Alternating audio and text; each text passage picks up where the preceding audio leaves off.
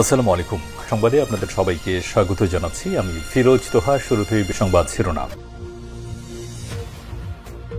বাংলাদেশের সর্বশেষ গুরুত্বপূর্ণ আপডেট সংবাদে আপনাকে স্বাগত। শুরুতেই সংবাদ শিরোনাম, পরে বিস্তারিত।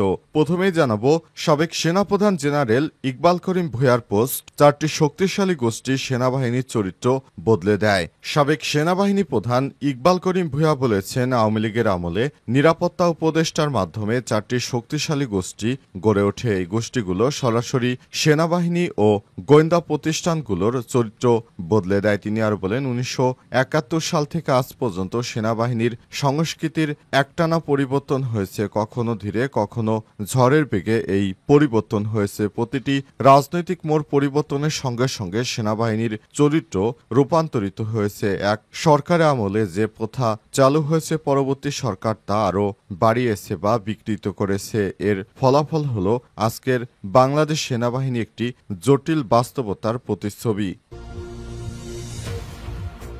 জানাবো, ইরানি হাজারো ক্ষেপণাস্ত্রের নিশানায় ইসরায়েলের গোপন পরমাণু তল্লাট। হঠাৎ যেন খোলা জানালা দিয়ে ছুড়ে মারা হলো এক আগুন ছাড়া পাণ্ডুলিপি। দখলদার ইসরায়েলি বাহিনীর সমস্ত নথিপত্র ইরানের হাতে, যে কোনো সময় তাদের পারমাণবিক অস্ত্রাগারে হামলা চালিয়ে ধ্বংস করে দিবে ইসরায়েলকে, এই ঘোষণা দিয়েছে ইরান। এরপর জানাবো, ইরানের হাতে আতাতের নথি, আন্তর্জাতিক আণবিক শক্তি সংস্থা ইসরায়েলের দালাল। মধ্যপ্রাচ্যের রাজনৈতিক মানচিত্রে যখন প্রতিদিন নতুন নতুন উত্তেজনা রেখা আঁকা হচ্ছে, ঠিক তখনই ঘটে গেল বোমা ফাটানোর মতো এক ঘটনা। এই ঘটনা গোটা অঞ্চলকে নাড়িয়ে দিতে পারে। একদিকে ইরানের গোয়েন্দা সংস্থার হাতে ইসরায়েলের গোপন পরমাণু নথি এসে পৌঁছেছে, আর আণবিক সংস্থা IAEA ইরানের সব তথ্য তেল আবিবের হাতে দিয়ে দালালি শুরু করেছে। এদিকে মনস্তাত্ত্বিক যুদ্ধে বাংলাদেশের কাছে পরাস্ত ভারত। হাসিনার পতনের পর বাংলাদেশ নিয়ে বিভিন্ন মিথ্যা প্রোপাগান্ডা ছড়িয়ে বাংলাদেশের বিরুদ্ধে দেশটাকে অস্থিতিশীল করতে চেয়েছিল ভারত, তবে তারা সেটি পারেনি, ব্যর্থ হয়ে গেছে। এই মনস্তাত্ত্বিক যুদ্ধে বাংলাদেশের বিরুদ্ধে ভারতের ব্যাপক পরাজয় ঘটেছে। জানাবো, যেভাবে বিধ্বস্ত হয় এয়ার ইন্ডিয়ার সেই বিমানটি। ভারতের বিমান পরিবহন সংস্থা এয়ার ইন্ডিয়ার যাত্রীবাহী বিমান AI গুজরাটের রাজধানী আহমেদাবাদে ভেঙে পড়েছে। উড়োজাহাজটি একটি বোয়িং 787 ড্রিম লাইনার, যার ধারণ ক্ষমতা 256। সেখানে সব মিলে 242 জন ছিলেন। আর এই বিমান একটি ছাত্রাবাসের উপর ভূপাতিত হয়। সেখানে আরও অন্তত 50 জন। সব মিলে এই বিমান বিধ্বস্ত হওয়ার ঘটনার পর প্রায় 300 জন মানুষের মৃত্যুর খবর পাওয়া গেছে। প্রিয় দর্শক, এতক্ষণ শুনছিলেন সংবাদ শিরোনাম, এবারে বিস্তারিত। তবে তার আগে বন্ধুরা, অনুরোধ থাকবে এই সংবাদটিতে একটি লাইক দিন। এই চ্যানেলে আপনি নতুন হয়ে থাকলে আমাদের সংবাদটি দেখতে দেখতে চ্যানেলটি সাবস্ক্রাইব করে রাখুন। কমেন্ট করে বন্ধুরা আপনার মূল্যবান মতামত জানিয়ে দিন আপনি বিশ্বের কোন দেশ থেকে বা বাংলাদেশের কোন স্থান থেকে আমাদের সংবাদটি দেখছেন এবং শুনছেন। আর বন্ধুরা, গাজা যুদ্ধে আপনি যদি নিরীহ ফিলিস্তিনিদের ভালোবেসে থাকেন, কমেন্টে ইয়েস লিখে বিশ্ববাসীকে জানিয়ে দিন। সংবাদটি আপনার সোশ্যাল মিডিয়া ফেসবুকে শেয়ার করে বন্ধুদেরও দেখার সুযোগ করে দিন। এবারে বিস্তারিত।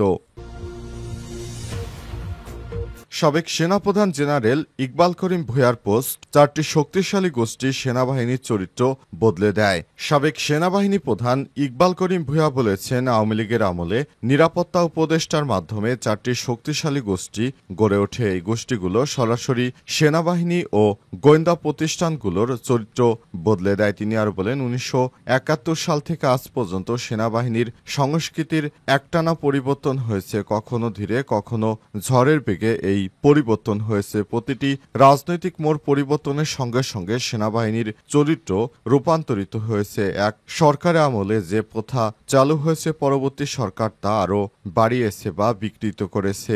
এর ফলাফল হলো আজকের বাংলাদেশ সেনাবাহিনী একটি জটিল বাস্তবতার প্রতিচ্ছবি।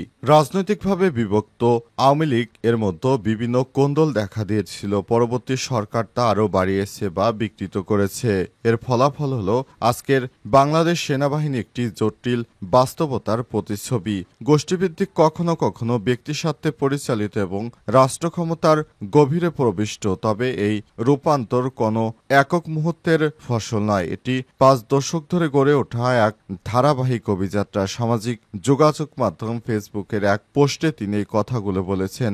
বাংলাদেশ সেনাবাহিনীর সামরিক সংস্কৃতির ক্রম শিরোনামে তিনি এই পোস্টটি দিয়েছেন। 2009 সালের পর শেখ হাসিনা শাসন আমলে অনেক প্রবণতা, যেগুলোর বীজ আগে থেকেই প্রথিত ছিল, তা কলেবর বৃদ্ধি করে প্রাতিষ্ঠানিক রূপ নেয়। 1996 থেকে 2001 সময়কালে ভুল পুনরাবৃত্তি এড়াতে শেখ হাসিনা দৃঢ়প্রতিজ্ঞ হন। তিনি আওয়ামী লীগকে দেশের একমাত্র ক্ষমতাসীন শক্তি বানানোর উদ্যোগ নেন, নিম্নের পদক্ষেপগুলো গ্রহণ করতে চান: যুদ্ধ অপরাধের বিচার, তত্ত্বাবধায়ক সরকার ব্যবস্থা বিলুপ্তি, সংবিধানে সংশোধনী, নেতৃত্বের পুনর্গঠন। এসব বিষয়গুলো সামনে এনে শেখ হাসিনা আওয়ামী লীগকে আজীবন ক্ষমতায় রাখার একটি ভিত্তিহীন পরিকল্পনা মাথায় নেন, আর সেভাবেই রাষ্ট্র পরিচালিত হয়।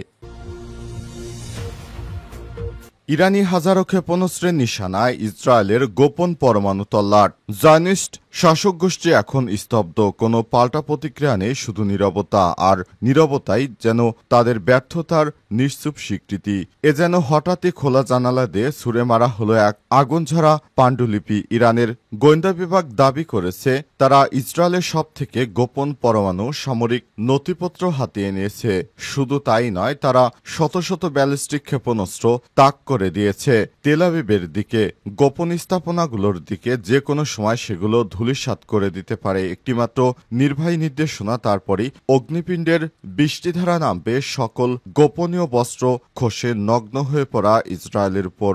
এই অভাবনীয় ঘোষণার পেছনে রয়েছে ইরানের স্বঘোষিত এক গোয়েন্দা আঘাত। ইমাম মাহাদির অজ্ঞাতনামা সৈনিকরা, যারা ইসলামী প্রজাতন্ত্র ইরানের গোয়েন্দা সংস্থার মন্ত্রণালয়ের কাজ করেন, তারা যে আঘাতটি হেনেছে তা এতটাই গভীর ও তীব্র যে জায়নিস্ট শাসক গোষ্ঠী এখনো স্তব্ধ। কোনো পাল্টা প্রতিক্রিয়া নেই, শুধু নীরবতা। আর এই নীরবতাই যেন তাদের ব্যর্থতার নিশ্চুপ স্বীকৃতি। ইরানের জওয়ান নেটওয়ার্কের ভাষায় এমন একটি ক্ষত যা শিকড় ছড়িয়ে গেছে ইসরায়েলি শাসনের অস্তিত্বের গভীরে। এমন যত সময় যেতে এগোচ্ছে ততই প্রকাশ পাচ্ছে এর জটিলতা এবং বিস্ময়কর দিকগুলো। আর এই গোপন হানার প্রতিটি পরত যেন সাজিয়ে দিচ্ছে ইসরায়েলের ক্রমাগত পতনের রূপরেখা। দখলদার ইসরায়েলি বাহিনী এখন আর রক্ষা পেতে পারবে না। ইরানের হাতে আতাতের নথি, আন্তর্জাতিক আণবিক সংস্থা নাকি তেল আবিবের দোসর। মধ্যপ্রাচ্যের রাজনৈতিক মানচিত্র যখন প্রতিদিন নতুন করে উত্তেজনার রেখা আঁকা হচ্ছে, ঠিক তখনই ঘটে গেল বোমা ফাটানোর মতো এক ঘটনা। এই ঘটনা গোটা অঞ্চলকে নাড়িয়ে দিতে পারে। একদিকে ইরানের গোয়েন্দা সংস্থার হাতে ইসরায়েলের গোপন পরমাণু নথি এসে পৌঁছেছে, অন্যদিকে আন্তর্জাতিক পরমাণু শক্তি সংস্থা বা IAEA এর বিরুদ্ধে উঠেছে ইরানের গোপন তথ্য ফাঁসের গুরুত্ব অভিযোগ। ঘটনাগুলো শুধু আলাদা দুটি খবর নয়, বরং একই শীতল যুদ্ধে দুই প্রান্তে দুটি দেশ, গোপন তথ্য ও গুপ্তচর হত্যা আর প্রতিশোধের এক জটিল খেলার ধাঁধা। ইরানের অন্যতম জনপ্রিয় দৈনিক হামশহরি অনলাইন জানিয়েছে, একটি বড় ধরনের গোপন তথ্য ফাঁসের ঘটনায় আন্তর্জাতিক পরমাণু শক্তি সংস্থা IAEA এবং ইসরায়েলের মধ্যে বহুদিনের গোপন আঁতাতের প্রমাণ সামনে এনেছে ইরান। ইহুদিবাদী ইসরায়েলের সাম্প্রতিক ইরানের গোয়েন্দা মন্ত্রণালয়ের এক অভিযানে উদ্ধার হওয়া নথিপত্র থেকে স্পষ্ট যে IAEA সংস্থাটি ইরানের পাঠানো স্পর্শকাতর তথ্য সংবলিত গোপন সরকারি চিঠিপত্র গুপ্ত চ্যানেলের মাধ্যমে পৌঁছে দিচ্ছে ইসরায়েলি গোয়েন্দা সংস্থার হাতে। তারা হচ্ছে ইসরায়েলের দালাল। দালাল না হলে এসব সেনসিটিভ জিনিস কেন ইসরায়েলের হাতে তুলে দিল, যা ইরানের জন্য সত্যি দুর্ভাগ্যের বিষয়। মনস্তাত্ত্বিক যুদ্ধে বাংলাদেশের কাছে পরাস্ত হয়েছে ভারত। হাসিনার পতনের পর তাকে আশ্রয় দিয়ে বাংলাদেশের বিরুদ্ধে প্রথম বাক্যাদ্য শুরু করে ভারত। সংখ্যালঘুর উপর নির্যাতনের অসংখ্য ভুয়া মিথ্যা খবর নিয়ে অপপ্রচারের নামে ভারতীয় মিডিয়া, ভারতের শাসক গোষ্ঠী থেকে শুরু করে বিরোধী দল, এমনকি নামকরা বুদ্ধিজীবীরা বেছে নেয় বাংলাদেশের বিরুদ্ধে সেই 9/11-এর বস্তাপচা বিশ্বব্যাপী জঙ্গি নাটক সাজানো পুরনো কৌশল। কৌশল, কিন্তু এই ভারতীয় অপপ্রচারের ধোপে টেকেনি। নিদারুণভাবে তা প্রত্যাখ্যান করে আন্তর্জাতিক মিডিয়া এবং বিশ্ব সমাজের কাছে একের পর এক এই ধরনের ভারতীয় অপপ্রচার ভিত্তিহীন প্রমাণিত হতে থাকে। ভারতীয়দের হাতে বাংলাদেশে এসে প্রকৃত ঘটনা ও সার্বিক রাজনৈতিক পরিস্থিতি দেখে যার আমন্ত্রণ জানানো হয়, তাদের কেউ কেউ এসে দেখতে পান বাংলাদেশের ছাত্র জনতা ইস্পাত কঠিন দৃঢ় ঐক্য এবং সীসাঢালা প্রাচীরের মতো যে ধৈর্যের বম তৈরি করেছে তারা, তাতে আঘাত হানা হলেও তছনছ হয়ে যেতে পারে সংখ্যালঘু নিয়ে বানানো কল্পকাহিনী।